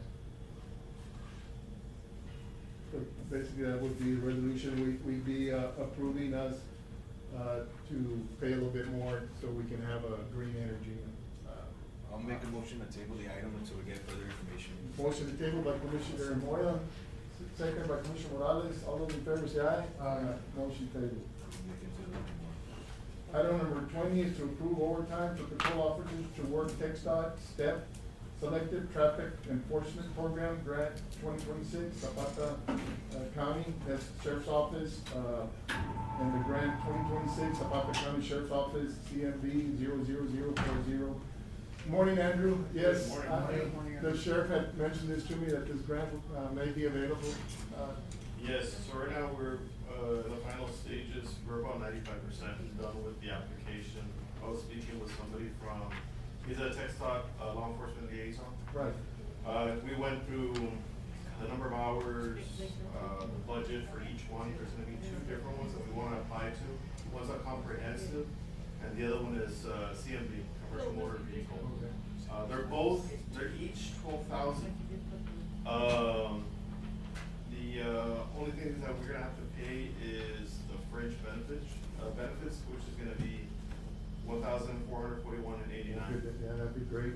There's quite a bit of commercial traffic, not following the speed limit, and I know you all have noticed that. So we, with that, it's basically an 80-20, Okay. but we're getting the cost of business, so that helps a lot. So really and truly, it's just a 14 for each, but fringe benefits for each one. Well, this is definitely important, you know, as the judge mentioned, we do have a lot of, commercial vehicles here, not respecting, you know, our speed. So that's a safety concern, Judge. So I make a motion to approve overtime for patrol officers. Motion by Commissioner I'll Solis, second it. seconded by Commissioner Morales. Any discussion? I do wanna mention one thing. Yeah. We have to make a policy and upload it. It's already complete. Just waiting for Mr. Figueroa to approve it. Okay. And then we can, go ahead and send it everything. All right, It's so already done already. he has it in his office already? I emailed him April 7th. Okay. So we'll add that, approve the policy pending, legal. Okay. Motion is second, all those in favor say aye. Aye. Motion carries. Thank you, Andrew. Thank you. That's a good grant for us. Yes, sir. Yes. Item number 21 is to request $25,000 from the Tobacco Fund, 67-800-43800, and it should be transferred to medical supplies, to 10-543-42611 due to funds being exhausted. I know we saw the revenues and. Yeah. So obviously, Judge, good morning, Judge and Commissioners, as the revenues goes up, that means it's more traffic for us, so more of the medical equipment gets used, and we have to purchase more, and all prices went up. So, you know, our budget does not sustain it for the whole year, but we have the understanding that through the tobacco fund, we do get the funds throughout the year as soon as they're exhausted. And we do have funds, it's gonna get close to depleting, but still Yeah. positive, but at the end of this month or next month, we should be getting the new amounts, which is between 45 and 60,000. Motion by Commissioner Solis, seconded by Commissioner Morales, for the transfer of 25,000. All those in favor say aye. Aye. Motion carries. Another one for Yeah. Danny, to approve the purchase of a pumper/tanker from Metro Fire Apparatus Specialist Incorporated in the amount of $398,000, utilizing the Texas A&M Forest Service 2604 grant awarded for a large brush truck. And I know you informed the court a few Yes. months back. Yes, so this project started back in 2017, so it's been 8 years in the making with the previous administration of Chief Mesa and Captain George Rodriguez. And then throughout the years, me and Assistant Chief Gonzalez have been keeping up on it and seeing where we're at on the list. And finally, we got the good news that we got approved and for back in October of 2024. So it's been already about 6 months that we've been in contact with vendors and salesmen. So we got a total of 6 different proposals. And initially, this grant was for, the application was sent off for a large brush truck. So large brush trucks, I have the list in front of me, and we did get, like I mentioned, 6 different bids. It's a mixture of both large brush trucks and tankers. So a large brush truck, just to give you an idea, well, there's one quote from Skeeter for a large brush truck, which was what the application was initially for, and we're looking at about $376,000. There's another large brush truck from Deep South for $390,000. I was talking to the judge, and we spoke to the people from Texas Forest Service that what we are in need of right now is a pumper/tanker, and we clarified it, and we have the email, we have it in writing, where even though this grant was awarded for a large brush truck, we can use it for a tanker. The only thing that the county will be responsible is for the remaining amount. Even though the grant is for $250,000, even on the large brush trucks, you're looking at $370, $380. So we were able to get a good price for a large pumper, and that meets our needs for the specs for $398,000 with Metro Fire out of the 6. So that's the one that's on the agenda. I asked Danny to see the vendor, there was any financing available? Yes, and there is fine, because the county's gonna have to be responsible for roughly around $158,000. But we are getting 148. 148, I'm sorry. So we are essentially getting a $400,000 truck for $148,000. Yes. So that's $150 grand. Yes. And those 140 will be financed? Will be financed. That we just need the approval of going with Metro Fire, and then they're gonna have a sit down with us and discuss the financing options. And that would be a recommendation of Metro Fire? Yes, out of the 6, they're the ones that met our needs, price point. We like I mentioned, Commissioner, we were at this for 6 months. Right. Judge, I make a motion to go with the recommendation of Metro Fire, to purchase a pumper tanker, from Metro Fire for a total amount of $398. Grant cost will be $250, and we'll be financing $148,000. Metro Fire. Motion by Commissioner Solis, seconded by Commissioner Morales. Any other discussion, Commissioner? Good job. I mean, that's, like you said, it's a $400,000. Yeah, we're getting a $400,000 truck for the price of 140. So before, this is the part that I don't understand. I'm just gonna read it out. As far as, that's why I said 158, because I added the 10,000. I might be wrong. This is the program element type of the award will remain as a large brush truck. The cost share will remain at a 90-10 with the department to be reimbursed at 90% of the vehicle's total cost not to exceed $250. So we need to add, we'll $40,000. add not to exceed, Yes. not to exceed. So it'll be 198, yes. So our match would have been 50,000. Yes. Yes. Okay, we'll add that, Ms. Franchi? So not to Well, exceed, 48,000 to be correct. 48, yes, Judge. Well. so not to exceed how much? 10%, 39,800. Yes. Is our match. Yes, because. That's 10% of 398,000. Yes. So 39,800 plus 148,000. But our match is within the 150,000 though, right? No. That's the It's on purchase top of- price. on top of? That's the purchase price. Oh, okay. So they're not gonna give us, Because if it's 400,000 and we have to come up with 10%, which is 40,000, that would be within, we're actually paying 150, so that would be within, right? This is the way it's worded by the I Texas think Forest so. Service. They'll probably end up giving us 200. From the 250. Yeah. Yeah, because the match was, the whole grant is 250, but the county is responsible for 10% of that. Oh, of the, okay. Well, that would be 25. 2,500. But I would think that would be within the 150 that we're paying out anyway. Because we're paying out I'm 150. thinking they're giving you 250,000, Uh-huh. but 10% of that you gotta come up with. So it would it's be. 25,000. Oh, I see what you're 25. saying, within the 250, okay. So it Within would the be 25,000, or 10, so you. I was seeing the total, yes, okay. So it's 225 plus, yeah.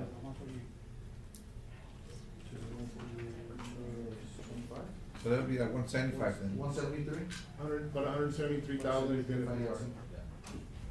So you're around 173,000. You'll get the final details. Yes, yes. And Right then- now, I guess we can basically, just yeah. put on the two. Yeah, just. We will get it on Okay, it. now Yeah, you get can more see how clarity. much. So it's not, I mean, 250,000. So Sharia, now that you're here, can you give us an Right. update on that fire? Which is 173. oh, yes, Commissioner. So we Robert, did have that not to fire exceed start how on much? Friday. 200. 200. Not to exceed 200, the 250,000. finance not to exceed 200, okay. 250, it says on there 250, right? That's the awarded. No, that's a word. That's the awarded amount. We're talking about finance. Okay, Yeah. so not to exceed 200, okay. 200. The financing that. Oh, the- I see what what's you're gonna saying, be on our part. county responsible. Yes. Okay. Who- Yes, I'm sorry, Commissioner. fire- Wait a second. So for that one, it was roughly around 50 24. acres. It was around the Arroyo Sopilote area down towards the river. It initially started in the Mexican side, then we are not sure, but we are looking into it. We had some an individual approach us and telling us possibly we could have started the fire, but we're not sure yet. But it did start on the Mexican side, came over to our side, but we have very bad access to the fire, to get on the trucks. There's no way, absolutely no way. So we did contact Texas Forest Service. They did some dozers from Edinburgh, and they did the fire break all around it, so they contained it as of Saturday night. As of right now, it is still actively burning, but it's considered 100% contained. So what's burning is what's inside of the containment. So we're doing our patrols, monitoring twice a day, but as of now, everything's 100% good. 100% contained. Hopefully we'll find out what the cost is. Yes, we're looking into it. We cannot say too much because it's considered somewhat of an investigation, but we are looking into it and we have some information. But we will let public know as soon as we find out. Thank All you. right. Thank you, Danny. Thank you, Judge. Thank you, Commissioners. Item number 23 is, we did vote on it, right? Or just- Yes. Yeah. Item number 23 is to pay invoice of $5,400 to Ramiro Sanchez for repairs at the public library. And I guess, as Valika said, the repairs are finished, correct? Yes, and actually, the materials ended up being less than was, on the invoices, the materials are $2,107.43. And she, Dr. Ike's, the materials that she had ordered. So what's the final amount that we need to pay? We need to pay, he charged for labor $5,400, correct? And so this is our, will be for materials, I think. Yeah, so we bought the materials, I think this was for the labor. Yeah, that's what we. Yeah, that's what we approved. Oh, okay. But I would, he was almost finished when I went there last week. No, it's completely done. It's completely done, okay. Motion to approve payment. A motion by Commissioner, Second the motion. Morales, second, to approve payment of $5,400 to Ramiro Sanchez. Judge, I'm sorry, I know Becky had called, she had said that it was a little bit lower than what it was. Yeah, that's what I'm saying, the materials from the. Well, can we- Yeah, but we're just we gonna need to pay get for a check to the, him. but we're just gonna pay for the labor, not for the So materials. that's what was percentage, I think. As labor. Okay. So we've got a motion and a second by Commissioner Solis, This will come out of what? non-department. And, they did, it transformed, some of the paneling there had been there for many, many years, so it's a lot. So the brand new room is. Brand new, yes. All those in favor say aye. Aye. Motion carries. Item number 24 is to request payment of the 4-H animal project from wind farm contributions. They've already come in, Commissioners, the two wind farms that contribute, so these, payments can be made. It's 25 and 25 from each, so it's 50,000. Motion by Commissioner Morales, seconded by Commissioner Moya to approve the payments. And I think the county fair did provide a list of all the expenditures to all the exhibitors that will be receiving these funds from both NG and EDP auction. Yeah, and everything was stated there on the auction list. Yeah. Okay, motion and second, all those in favor say aye. Aye. Motion carried. Item number 25, Manuel, we're getting to you now. To review status and take action on the Zapata Booster Station project. Morning, Gonzalez. Good morning. Judge, Commissioners. On this project, this is the booster station that we'll have over by the pavilion area. We have company Frank's Construction working on it, and they are approximately about 90% complete on the project. They did have a few items that we put in for invoice request, which was the they added a little bit on the pump room, where the piping within the pump room, the ductile iron piping, and the pumps themselves. That's at 90%. They still need a little bit to go. The ground storage tank, it's been there, but it's at 90%. We still need to get it fully connected. The hydro-pneumatic tank is at 90%. It's already cemented, installed, but we're leaving 10%. And then the chlorination system, we have that at 70%. It was at 50 previously, so it went up to 70. And the ductile iron piping also went up to 70%.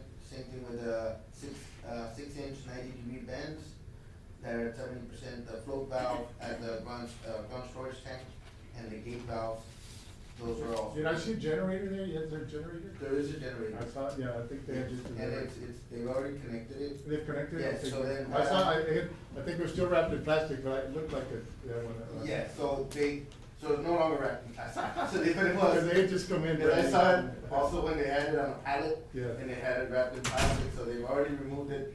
And they ran power from the corner that's on the other booster station. Connected it, and they have it, we still need to test it. Okay. So, but it is already installed and connected, so we have that at 70%. Okay. That item, because, we need to run it. Right, yeah. But so, overall, they're at 89.7% complete. This invoice at this time is for $54,930 $35. It's invoice number 11. Be to X-Star as well? And this is for X-Star, yes, sir. And then we do have one for Premier Engineering. On the, previously, we had one for back in October, and I'll need to check with staff to see if it's been cleared. We had one for $14,875. That was from October. It's invoice number 27389, and then we have a new one for this month, 6,375, and it's invoice number 28402. So the 14 was not, you didn't receive that payment, or? I think we were maybe waiting because this one, it was the end the of reimbursements, yeah. Yeah, we were waiting on reimbursements. So we'll follow up on that. I think we've gotten some reimbursements. We can check with Bobby. 14,871. 875. 14,875. Yes. Motion to approve invoice number 11 to X-Star in the amount of $54,930.35. And then approve two invoices to Premier Engineering. First invoice will be 28402 in the amount of $6,375. And the second invoice will be in the amount of $14,875. Correct. Invoice 27389. 27389 invoice number. Yes, motion by Commissioner Solis. Seconded by Seconded by Commissioner Garza. Any discussion? All those in favor say aye. Aye. Motion carried. Yeah, it's moving along, hopefully. Hopefully So we'll we be done got, by the what, end of we this got month. 60 days on that? We requested until July, Okay. but we want to be able to finish as soon as possible. We get it submitted, get it closed. Okay. Because I think it takes usually 2 months to close it out. Okay, very well. Item number 26 is to review status and take action on the Zapata drainage project. Okay, the Zapata drainage project, Judge and Commissioners, on that one, we had we've already got a contractor on board, and then commissioners have been assisting with the portion we had deducted, Correct. about 50,000 more or less, look at that. To clear that, it's already been cleared, we've staked it out and we've cleared the path on that. We did encounter the sewer line, it's a main sewer line that's picking up most of, Millennium area, the 15-inch line. Medina Edition. Medina Edition, but there's another. That is, about 3 feet in depth. So, and we got concrete over it, or? It does have concrete on it, Oh, it does. but the 3 foot in depth is very, the culvert at TechStop, which is right on the highway, is 3 foot lower than the street to the south. The one street to the south, which is Flores Street, that street has a concrete low water crossing and it's 3 foot higher. We've now uncovered the culvert concrete, and it holds water. So the last rain that we had, it held about 3 foot of Still water. there. So in order for us to lower that, we're gonna be right on top. We'll try to lower it, maybe put in an 18-inch Yeah. pipe with the county. I wouldn't mess with that sewer line. No, and that's what I told the contractor, I said, we're just gonna have to, like, when we find it, even if we're at flat, but we have a 10-foot concrete section, it's gonna move anyways, because before it was heavily vegetated, and it would hold back all the water. We did have a rain event about 2 weeks ago, and it moved really well. So if we concrete it, it's gonna It'll work move. well. That's fine. I just wanted to give What a. if we can put a culvert and maybe kind of funnel it in, maybe, so that's one? We can put this like 18-inch pipe so that it still leaves us above the sewer line, and it can help that remaining water to move. You lowered it 18 inches again. You Yes. have a foot of water instead of 3. It'll leave maybe about a foot of water. So, and if we stretch it from the culvert 100 feet south flat, it will spread that water so that it kind of, it's not 3 foot concentrated, it's Yeah, kind but of. not to endanger the pipe, yeah. And we do have a water line on the culvert, it is leaking. And we presented at the last Commissioner's Court, Judge and Commissioner, that. That's on the north side of it, right? It's on the north side. We did approve to request for some valves to install on the 12-inch asbestos line. We're gonna make some cuts, we're gonna install a total of 4 valves. We'll put it in the newspaper to notify the community. We're planning on doing this, at least one of the valves, maybe 2 of them, on April 25th, which is a Friday, starting in the evening, like about at 10 o'clock at night, and working throughout the evening till maybe about 5. That would be the time to do it. Yeah, that way we minimally disturb the community. We probably will have to issue a boil water notice proactively, because we are gonna dewater the system. So once we dewater the system for those hours, we'll, pressure it back up. Right. We'll notify TCEQ ahead of time so that they're aware, but we wanna get the awareness out to the community so it doesn't come as a surprise on, someone's having a party or an event or something, and then we shut down the water. Yeah, correct. It'll be a Friday night, and then So if you can just get a little, we'll put a notice on the paper, Okay. and we'll maybe run it for 2 weeks. We share it on Facebook as well. so we can share it, yeah. Okay, so that once we do those valves, we'll be able to replace that water line, remove the leak that's there, that's why it still has water, and then finish repairing that project. Well, we would have to put it on the paper this Thursday then. Mm-hmm. We'll put it this Thursday, next Thursday, so that the following week, I think it's next week. It's next week already. Yeah, it's next week. Okay. All right. We're still on time with the project, we still got, time? Yes. I know that really hindered us a lot. It does affect us some, but this project is in the same schedule as the other one. It's to be completed by July. So, but we do wanna finish out, the county's portion is finish the grading, put in maybe a little bit of bedding for the concrete. Once that's done, then the contractor will start putting in the concrete. We recommended when we bid it out for the the sides of the section of concrete to be, you know, downward instead of with a curve to the top because of the erosion that it will cause. The soil is very soft, so that's how that's. Okay. But we have time, Commissioner. Okay. It's on the same schedule. All right, I think we'll be taking some loads of gravel from the base. Okay. Cause he needs to compact it on some of those spots that's pretty bad. That'd be perfect. Yeah. Okay. All right? Any invoices? for No, that? there's no invoices Okay. at this time. It's just, Item on that. number 27 is to review status and take action on the Los Ebanos walking trail. Okay, on the Los Ebanos walking trail, that one was bid out, the last Commissioners Court. We did send notice to, we rejected all bids. They all had, some discrepancies with the bidding process, and so we're gonna rebid only the concrete sections. We sent notice to the agency, the funding agency, that the county was gonna perform some of the duties, mainly the clearing of the land. We wanted to clear and, move some of the soil movement. That's about as much as I think we have, equipment for.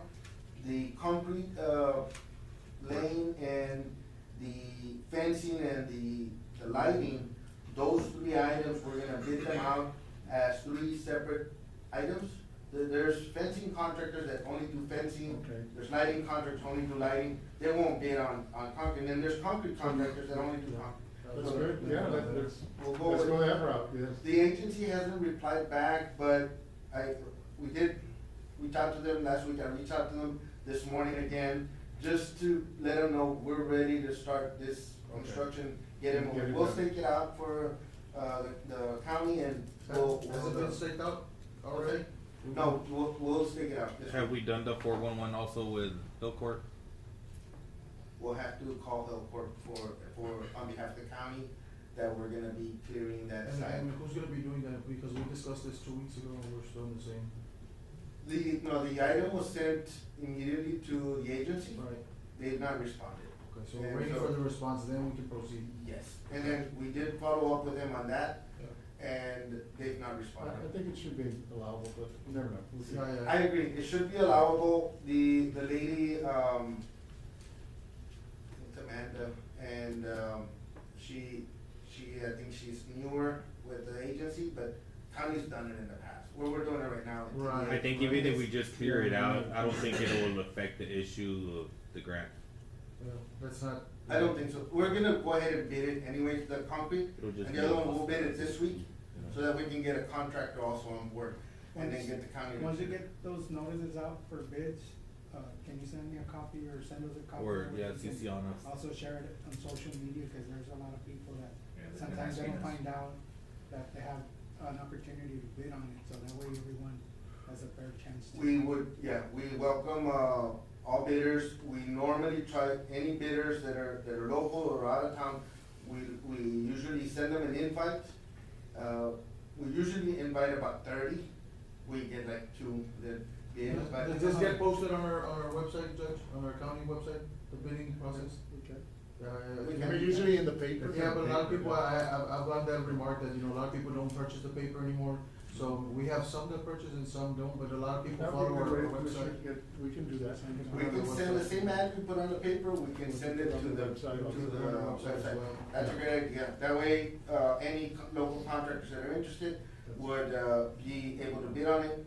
It does follow the bidding requirements, but. The bonding and all that stuff. Yeah, but it's a smaller, they're smaller sections. Right. So it And may that, be and more that was the whole affordable. purpose behind it when we talked, Mr. Gonzalez, about breaking it down, into different separate, individual. Of course, you get rid of the middleman, you save a lot of money, but we give the opportunity to the smaller companies that do pay taxes here in town as well, so it's, that's the whole, objective Purpose to behind this it. and the purpose. Yeah, we can put it on we'll send it to Roxy so she can put it on Awesome, the thank county's you. website.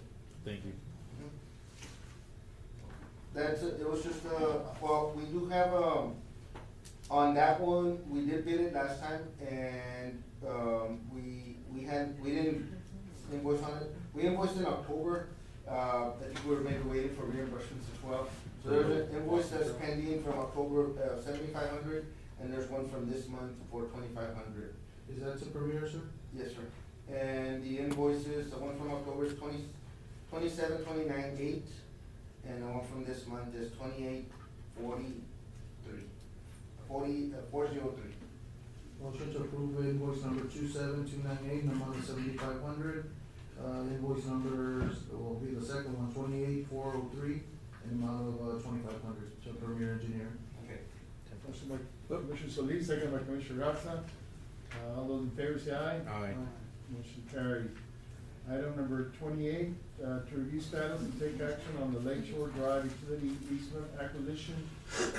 Judge, do you want to take this Negotiated a one? price already on that? We did, and so do you want to hear an executive or do you want to hear? I think we can hear an executive. Motion to move this Yeah, we'll come back Next to item. that. Yeah, we'll to recall it. Lakeshore Utility Easement to executive session. Yes. Okay.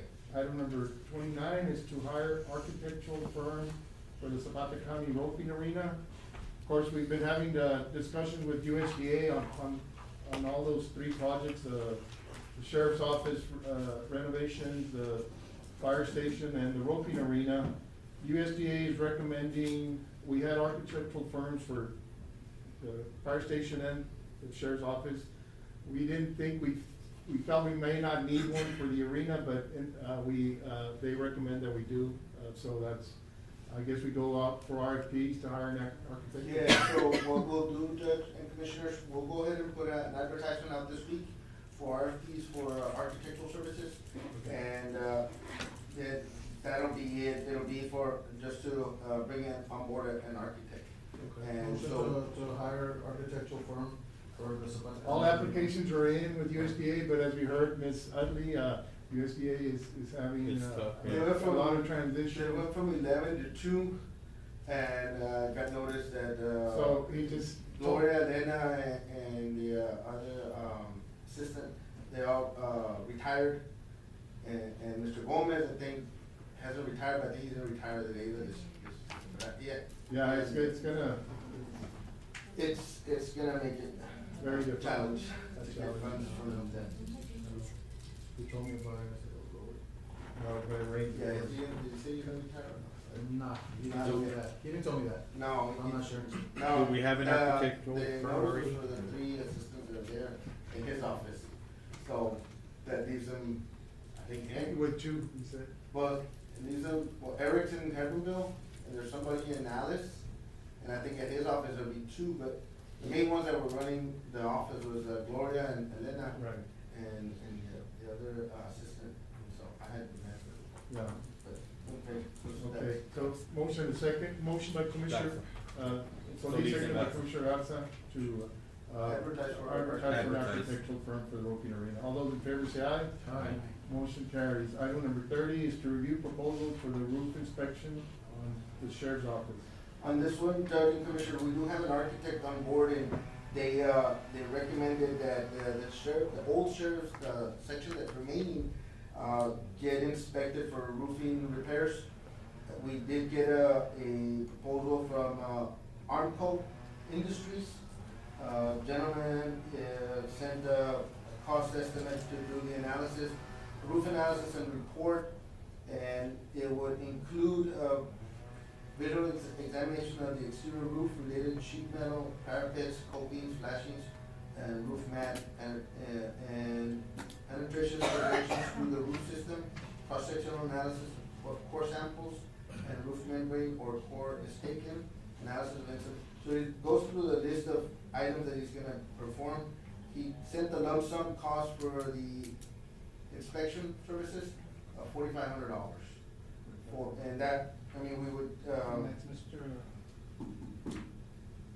Uncle, what's his last name? What's his last name? Jason, the president is Rodney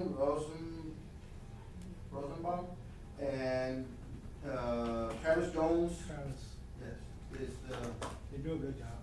Okay. He's the one that's, the superintendent, for this work. So this one would be, for the sheriff's office, roofing, and And that's the amount that they want paid? that's the amount that they're requesting for the, provide an inspection report Okay. for the roofing. And then, once they complete the report, they'll recommend either doing some patch repairs if there's some leaks. I think there is some leaks from the last one, rain event. And or if the roof is damaged to a level that needs to be replaced completely, they'll make a recommendation for replacement. Let's see what options are out there. Yeah. And this will come out from the monies that we have? We'll take, well, no, this, I think we'll take it from the, USDA grant funding. Right. Well, it'll be our match, part of our match, I guess. Part of, yeah, cause I think we have 660 for the construction. Right. And then we're matching, I think, like, 540. So we're gonna be using from the CO on this? Or this is something from the CO? Initially, eventually will come from that. I think for now, we can just keep track of this expense that it is for the sheriff's office. So technically, we can reimburse? Yeah. And then get reimbursed. Motion to approve, Judge, Well, $4,500 inspection. I mean, it's- We have a fund for it already for the CO, Okay. so we can take it out of there, might as well take it out of there. I'll second that. So we'll get it from Right the now, CO. we're just approving the fee, but they haven't done That's services. fine. Right. Once they Yeah, perform the right. services. And it'll be the $4,500 fee for the inspection? Yes, sir. Like that, we can keep track better. Yes. All right, okay. Motion by Commissioner Solis, seconded by Commissioner Garza. Yeah. All those in favor say aye. Aye. Motion carried. Item number 31, to review status and take action on the Highway 83 TechStop project. On this project, Judge and Commissioners, TechStop had a meeting in Edinburgh to review the, upcoming project, pavement widening from Zapata to Ramireño. Right. And, I was able to get a copy. It's, you see barely where, Our water lines are in the way? yes, so we're gonna, I did, That rarely happens. That's awesome. That rarely happens. I did put a request for them to keep the pole alignment on the west side. Yeah. To, no, And that would help us. that would help us a lot. And they're trying to avoid a energy facility that they call it, it's an abandoned disposal. So I told them, it's an abandoned disposal. And so the engineer there was like, well, we're at 30%. And I was like, well, I know 30% is like the beginning. starting. It's just starting. So they didn't really wanna move it, but I think we need to send them a formal letter from the court requesting, and then there's one of the residents that would also be willing to sign in with us, that they wanted to move that way. Yeah. So, Yeah, it should go on the west side. yeah.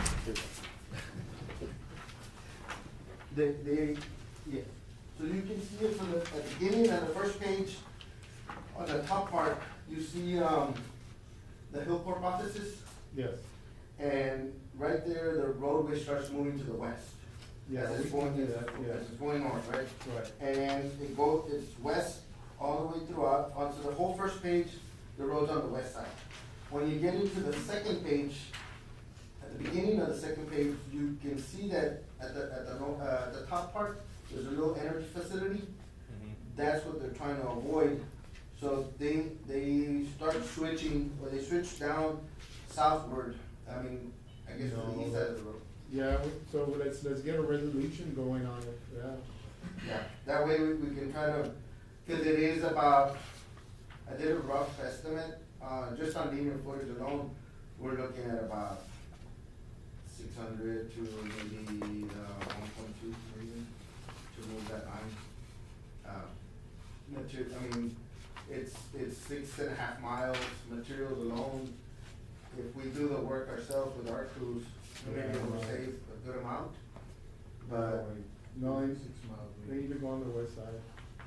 And that's why we had to, kind of cross the highway to provide water. I did mention that during the meeting, that during construction, we were gonna wanna put in at least at every mile Yeah. crossing. Right. So that we can provide water services to all the residents that are on the west side of the road. Right now, we don't have any water on that side, but during construction, we don't have to bore, we That was can the just plan. open cut. Yeah. So we did request that. They weren't real accommodating to move when I requested that. We felt really strongly about not being able to move, and they offered a SIP loan, which is State Infrastructure Bank loan, and I told them, we don't have the funds to move it, we don't have the funds to pay back a loan, so we're gonna need for it to be on the other side. Yeah. And, they're like, well, there's no interest, and I understand that part, but I told them I would come back to the court, and so this is the first meeting that we have court meetings since that. Okay, well, let's get a resolution from the court to officially tell them that we don't want it. Like. Or maybe just have the court authorize the judge to send them a letter, you know, so that we can send it sooner, and send them a letter, just. That'll work, if that's, I mean, then, that'd be fine. That way we can move it, I guess, cause they're 30%, it's just, they have schematic, they can move it. I mean, they haven't really designed the road yet, so I think they can move a lot of it. The more that they keep on the west side, the least. Yeah, there's no development on the west side, So there's actually some structures on the east side that they're gonna affect, some houses. Yeah, so some of the residents were requesting, one of the ranchers was requesting, if they could, you know, also send a letter on their behalf for them to keep it on the west. Well, yeah, we'll make, our I guess our position known to them. Okay. Okay, So that would be action. The action would be to authorize the judge to send out the letter to Texas? Yeah. On behalf of the court. On behalf of the court? For construction to be on the west side. I'll make that my motion, Ms. Mary Jane, to authorize the county judge, to take action and, send a letter to Texas on behalf of the Commissioners Court. Signifying our preference for the road widening to take place on the west side. Correct, on the west side. Yeah. I'll second that. Seconded by Commissioner Morales. All those in favor say aye. Aye. Thanks for, keeping us updated on that, man. Yeah. Yeah, I'll get you an estimate for that, Okay. for your letter. All right, okay. Thank you, sir. Thank you. We've got some consent items, Commissioners. Motion to approve consent item 33 and 34, Judge. Motion by Commissioner Solis, seconded by Commissioner Moya. All those in favor say aye. Aye. Motion carries. We've got one executive session item, Commissioners. Mr. Figueroa will be. Two. We got two, the one that we moved. The one that we moved. Oh, yeah, exactly. Item number 28 is to review status and take action on the Lake Shore Drive utility easement acquisition. And item number 32 is consultation with attorney regarding Operation Lone Star funding for grant number 4372601. 32, Judge, before we make a motion, I did put something on the agenda to discuss I know it's all in one, but I did wanna discuss with the public, I mean, we owe it to them, the monitor review. Oh, yeah. We are gonna pay back 1.2 million of their taxpayer money, so I think they need to be let know what's going on. Absolutely. And We're about to pay another close to 1.3 million on top of the 1.2, and I think it's their money and they well, deserve that's to what we're be gonna explained. discuss, Commissioner. Okay, And but we've been doing it behind closed doors. No, that's what I'm you'll saying. have an ample opportunity to discuss it once we come out of the executive session. Perfect. Motion to enter executive session. Motion by Commissioner Solis to enter the executive session, seconded by Commissioner Morales. We're now in executive session.